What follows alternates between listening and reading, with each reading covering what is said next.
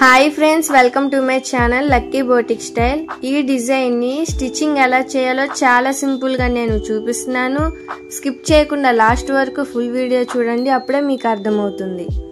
Main fabric ఉంటుంది కదా, ఆ డిజైన్ ని పైవైపుకి అలా ఉంచి లైనింగ్ ని నెక్ కట్ చేయకుండా ఇలా నేను చూపించే విధంగా ఇలా స్ట్రైట్ గా ఉంచుకొని నెక్ కి మధ్యలో ఇలా పిన్స్ పెట్టుకోవాలి. బ్యాక్ పార్ట్ ని కటింగ్ చేయకుండా డైరెక్ట్ గా బ్లౌజ్ పీస్ మీదే స్టిచ్ చేస్తున్నాను.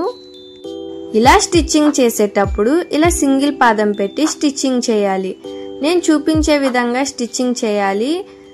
అక్కడ డిజైన్ ఉంటుంది కదా, ఆ డిజైన్ మీదకి స్టిచ్చింగ్ వెళ్లకుండా కొంచెం సైడ్ కు ఉండేలా చూసుకొని ఇలా స్టిచ్ చేయాలి. ఇలా స్టిచ్చింగ్ చేసేటప్పుడు కొన్ని చోట్ల స్టక్ అయిపోయినట్టు ఉంటుంది. అలాంటప్పుడు సూదిని కిందకి దింపుకొని క్లాత్ ని జరుపుకుంటే స్టిచ్ చేయాలి. లైనింగ్ మీద స్టిచ్చింగ్ చేసాం కదా, దాని మొత్తాన్ని చిన్న చిన్నగా కట్ చేసుకున్నాక దాన్ని లైనింగ్ ని లోపలికి మడుచుకొని మెయిన్ ఫ్యాబ్రిక్ ఇలా పైకి ఉండేలా చూసుకొని డిజైన్ పై వైపుకి ఇలా స్టిచ్ చేయాలి. డిజైన్ పైన స్టిచ్ చేయడానికి కుదరదు కదా, అక్కడ పూసలు స్టోన్స్ అయి ఉన్నాయి కాబట్టి కుదరదు. కాబట్టి డిజైన్ పై వైపున ఇలా స్టిచ్ చేస్తే కదలకుండా ఉంటుంది. ఇలా డిజైన్ పై వైపున స్టిచ్చింగ్ చేసేటప్పుడు క్లాత్ ముడతలు రాకుండా చూసుకుంటా స్టిచ్ చేయాలి. కింద లైనింగ్ కూడా కొంచెం ముడత వస్తుంది, అలా ముడత రాకుండా చూసుకుంటా లైనింగ్ ని కూడా జరుపుకుంటా స్టిచ్చింగ్ చేయాలి. నా వీడియోస్ కొత్తగా చూస్తున్న వాళ్ళు ప్లీజ్ సబ్స్క్రైబ్ చేసుకోండి. పక్కనే బెల్ ఐకాన్ ఉంటుంది, క్లిక్ చేయండి. అప్పుడే నా నోటిఫికేషన్స్ అన్నీ మీకు వస్తాయి. ఈ వీడియో నచ్చితే ఒక చిన్న లైక్ చేయండి. లైక్ చేయడం వల్ల ఇంకా కొంతమందికి నా వీడియోస్ రీచ్ అవుతాయి.